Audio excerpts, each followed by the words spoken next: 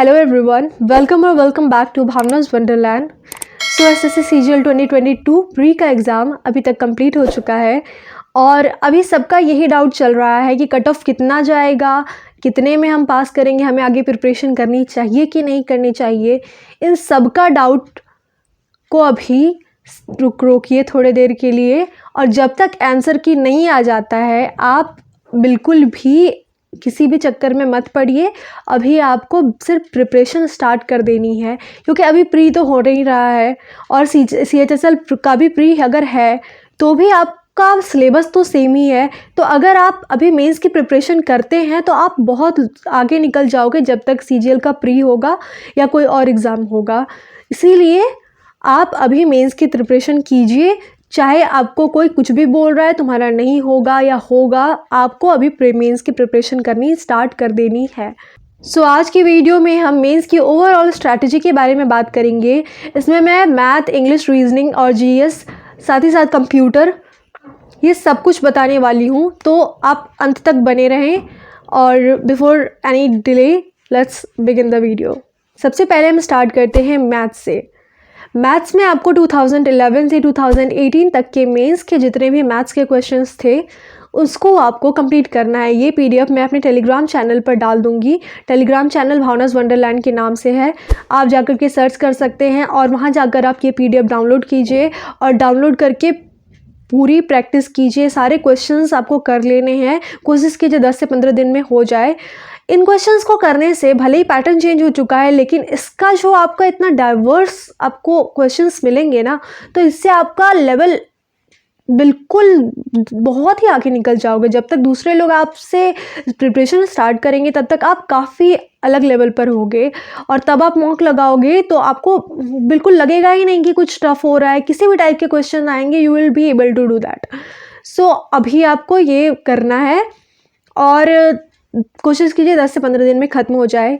एक बार जब ये ख़त्म हो जाता है तो आपने जहाँ से भी नोट्स बना रखे हैं उन नोट्स को शॉर्ट्स, जो भी शॉर्ट नोट्स होंगे उन नोट्स को आपको एक बार गो थ्रू करना है।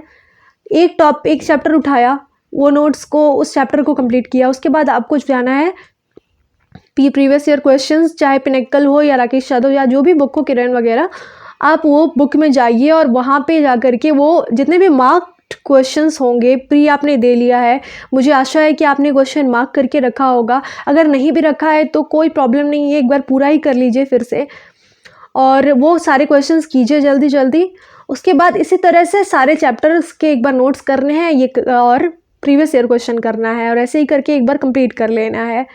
और इस तरह से इतना कर लेना है। और साथ ही साथ जब आपका 2011 से 18 तक का क्वेश्चंस कंप्लीट हो जाता है, तब आपका डेली अल्टरनेट डेज या 3 टाइम्स अ वीक आपको क्विजेस देते रहना है। कोशिश कीजिए डेली ही क्विजेस दें, अगर टाइम बचाना है। ये नहीं कि प्रायोरिटी आपकी पहले वो सारी चीज़ें होनी चाहिए। क्विज़ अगर टाइम बच जाता है तो आपको क्विज़ भी देना है। इससे आपके प्रिपरेशन, मैथ्स की प्रिपरेशन में आपके बहुत ज़्यादा 4 चांद लग जाएंगे।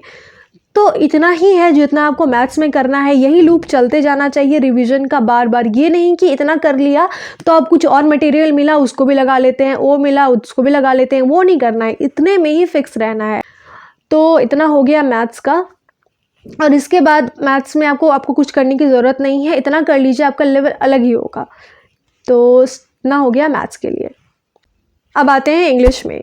इंग्लिश के लिए आपको रीडिंग स्टार्ट करनी है। चाहे रीडिंग के लिए आप नॉवेल्स कर सकते हैं या फिर आपको एडिटोरियल्स करनी है। अगर एडिटोरियल्स नहीं पसंद आती है तो आप नॉवेल्स रीड कर सकते हैं, कोई हार्ड एंड फास्ट रूल नहीं है, जैसा मैंने पहले भी बता रखा है।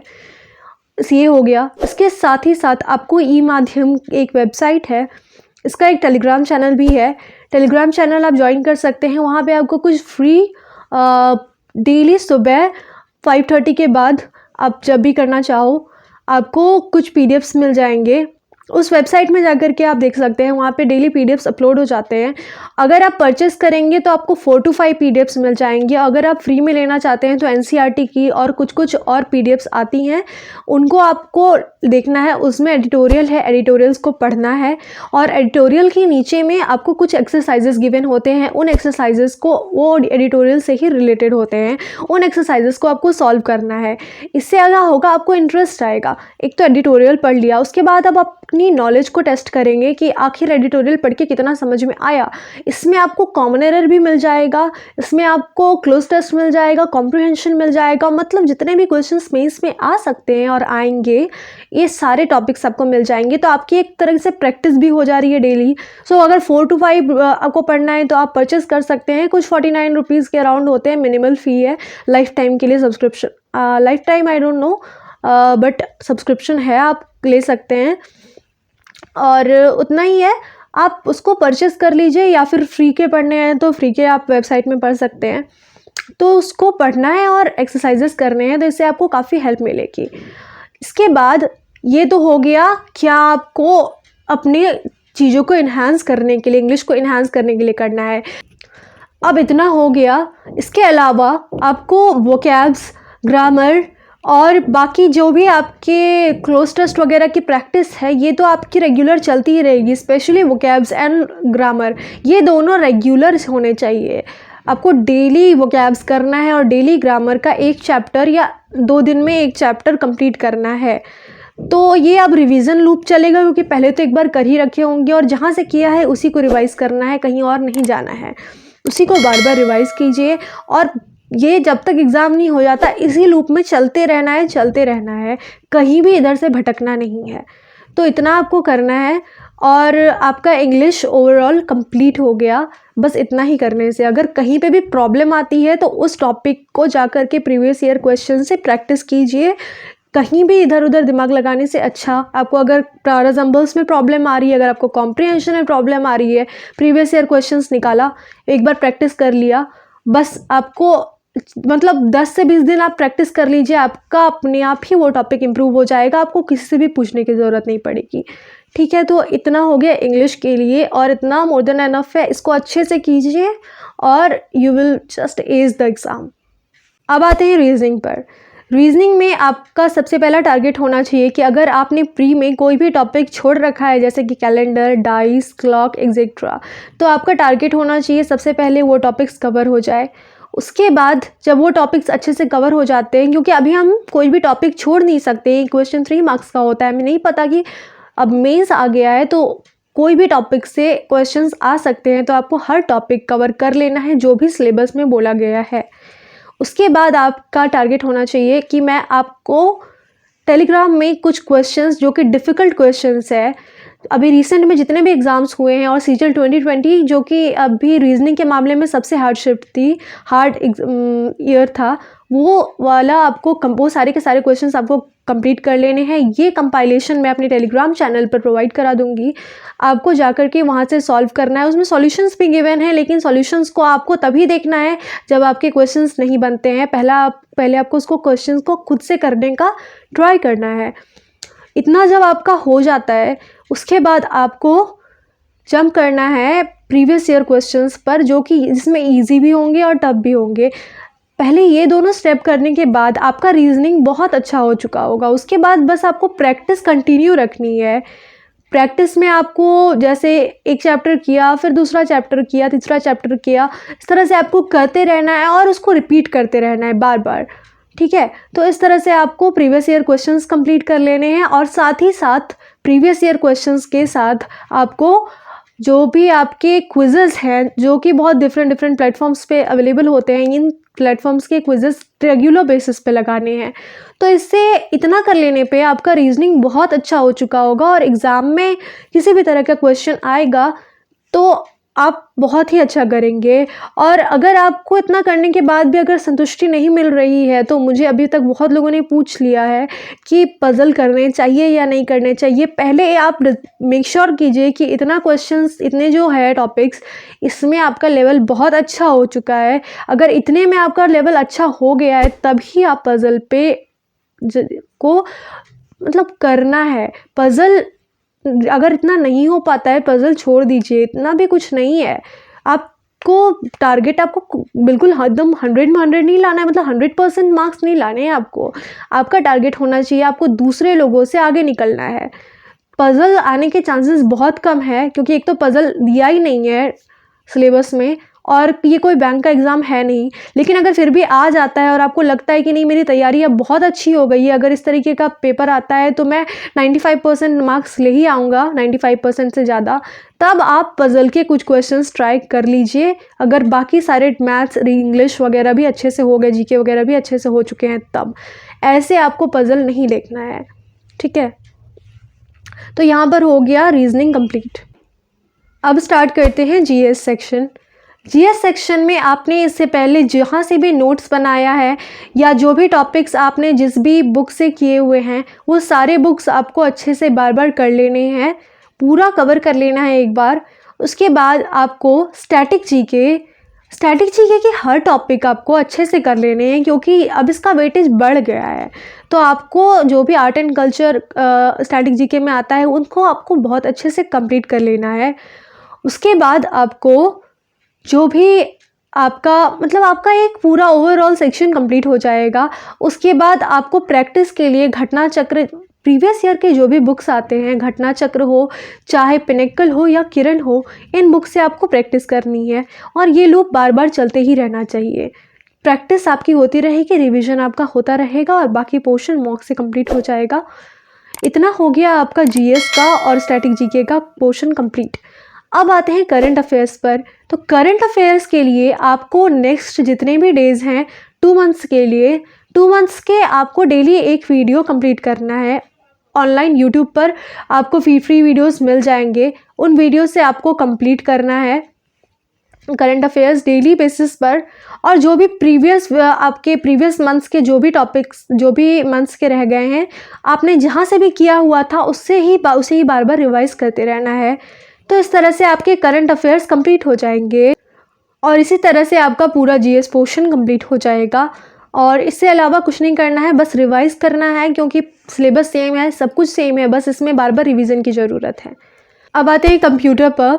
तो कंप्यूटर के लिए आपको कोई भी बुक परचेज़ करनी है उसको कंप्लीट करना है। बुक के लिए मैंने आप लोगों के लिए बहुत रिसर्च की क्योंकि मैं तो अभी तैयारी नहीं कर रही हूँ, लेकिन मैंने रिसर्च की, बहुत से वीडियोस देखे और जहाँ तक मुझे समझ आया है कि किरण ने एक बुक पब्लिश की है, वो बुक आप परचेज़ कर सकते हैं। उसमें बस एक साइबर सिक्योरिटी का टॉपिक है, वो टॉपिक मिसिंग है, वो टॉपिक आपको गूगल सर्च करके आपको कर लेनी होगी। बाकी उसमें जितने भी टॉपिक्स, जितने भी एमसीक्यूज़ दिए हुए हैं, उन सारे एमसीक्यूज़ को आपको कंप्लीट करना है और उतना हो गया, बहुत इनफ है। और इसके बाद आपको बस वही रिवाइज़ करना है और मॉक्स लगाने हैं, मॉक्स में आपको क्वेश्चंस मिलेंगे। बस इतना ही कंप्यूटर के लिए करना है और इतना आपको करना है, इसको इग्नोर नहीं करना है क्योंकि ये भी क्वालिफाइंग है और हमें पता भी नहीं है कि कट ऑफ कितना जाएगा। अगर किसी ने बहुत ज़्यादा पढ़ लिया और सबके ज़्यादा नंबर आए तो आपको भी उस रेस में रहना है ताकि आपका कट ऑफ क्लियर हो जाए। और कोई बहुत ज़्यादा कट ऑफ नहीं जाएगा, लेकिन फिर भी आपको कट ऑफ क्लियर करने लायक पढ़ लेना है, ठीक है। तो इतना हो गया कंप्यूटर के लिए और इतना ही है। तो यहाँ पर हो जाती है हमारी पूरी प्रिपरेशन कंप्लीट। लास्ट में मैं आप लोगों को एक बोनस टिप्स दे रही हूँ कि अभी से लेकर जो भी 2 से 3 वीक है, इसमें आपको क्या करना है, एक मॉक 1 वीक में देना है और इससे ज़्यादा मॉक्स अभी नहीं देने हैं। 3 वीक तक आपका टारगेट होना चाहिए कि जितना बताया है मैंने, आपके बेसिक्स कंप्लीट हो जाने चाहिए हर टॉपिक के। 3 वीक तक इतना करना है, लेकिन उसके बाद आपको रेगुलर मॉक्स देने हैं। अगर किसी को ये डाउट है, अभी बहुत लोग कहेंगे, मुझे पता है ये क्वेश्चन मैं हमेशा सुनते आई हूँ कि मैम अगर अभी से मॉक देंगे तो ख़त्म हो जाएगा mock. So my dear friends, mock ख़त्म नहीं होते हैं। इतने सारे प्लेटफॉर्म हैं, हमारे टाइम में तो इतने प्लेटफॉर्म भी नहीं थे, लेकिन फिर भी मॉक ख़त्म नहीं हुए थे। दूसरे ईयर मॉक बचे तो दूसरे ईयर जो अटेम्प्ट सोच रहे थे उसके लिए भी मॉक्स बच गए थे। तो मतलब ये 2-3 आप भी इतने सारे हैं। अगर आपको अभी भी किसी को डाउट है तो मुझसे आकर के बात कीजिएगा, मैं आपको इतने सारे मॉक्स के नाम बता दूंगी कि आप अगर 4 अटेम्प्ट भी दोगे तो भी आपके वो सारे मॉक्स ख़त्म नहीं होने वाले हैं। तो आपको मॉक की चिंता नहीं करनी है, आपको रेगुलर 3 वीक्स के बाद आपको रेगुलर मॉक लगाना स्टार्ट कर देना है और ये मॉक आपका कंटिन्यूअस चलता ही जाना चाहिए एग्ज़ाम तक। अगर रेगुलर नहीं हो पाता है तो आपको अल्टरनेट डेज़ पे मॉक लगाने हैं, लेकिन मॉक लगाना है और मॉक के लिए आपको स्पेशल टाइम असाइन करना बहुत ज़रूरी है। हाँ, इतना प्रेशर नहीं लेना है, अगर नहीं हो पा रहा है तो किसी दिन आप स्किप भी कर सकते हैं, कोई भी ऐसा नहीं है कि इतना प्रेशर है। लेकिन आपकी कोशिश रहनी चाहिए कि उसके बाद जब एग्ज़ाम आ गए तो उसके 2 महीने पहले आपको बार-बार पूरा रेगुलर मॉक लगाते ही रहना है, क्योंकि मॉक आपकी पूरी प्रिपरेशन को बहुत एनहांस करेगा। आप सुनते होंगे कि टॉपर हमेशा मॉक क्यों करते हैं, सारे टॉपर्स मॉक करते हैं क्योंकि मॉक ही जो है मेरी प्रिपरेशन में आज मैंने जो भी अचीव किया है, ये इसका सिर्फ और सिर्फ सिंगल रीज़न है मॉक। मैंने बहुत सारे मॉक्स दिए हैं, मेंस के ही लिए मैथ्स के ही मैंने 100 आई गेस 120 मॉक्स मैंने दिए थे। तो आप सोच सकते हैं इतना सारा मॉक्स देकर कि प्रिपरेशन कहाँ से कहाँ जा सकती है। आपको मॉक्स पे बहुत ज़्यादा रिलाई करना है और इससे आपकी प्रिपरेशन बूस्ट होगी और 4 चाँद लग जाएगा। तो ये हो गया बोनस टिप्स। तो यहीं पर हमारा सीजीएल मेंस का स्ट्रैटेजी कंप्लीट होता है। आई होप कि आपको ये वीडियो बहुत हेल्पफुल रही होगी, हेल्पफुल लगी तो होगी, लेकिन अगर आप इसे इम्प्लीमेंट करते हैं तो ये सच में आपके लिए हेल्पफुल रहेगा। तो मेरी बात मानकर इन सारी टिप्स को फॉलो कीजिए और बिल्कुल इस पे अभी से लग जाइए, क्योंकि अभी टाइम वेस्ट करने का बिल्कुल भी समय नहीं है। ये वीडियो देख ली, मुझ पर थोड़ा विश्वास कीजिए और ये विश्वास करके आप अपनी प्रिपरेशन स्टार्ट कर दीजिए। इधर उधर जाने की ज़रूरत नहीं है, बिल्कुल लग जाइए और आपको बिल्कुल इस बार आपका जॉब एक फ़िक्स है, क्योंकि इतनी वैकेंसीज़ भी हैं और आपको अच्छा चांस मिल रहा है। ये चांस मत गवाइए इधर उधर किसी से बात करके और इधर उधर डिस्ट्रैक्ट होकर के। सो अभी से लग जाइए एंड बेस्ट ऑफ लक। बहुत ही अच्छे से एग्ज़ाम की प्रिपरेशन कीजिए and you will definitely secure a post for yourself. Best of luck. मिलती हूँ मैं आप लोगों से नेक्स्ट वीडियो में. Till then, bye bye.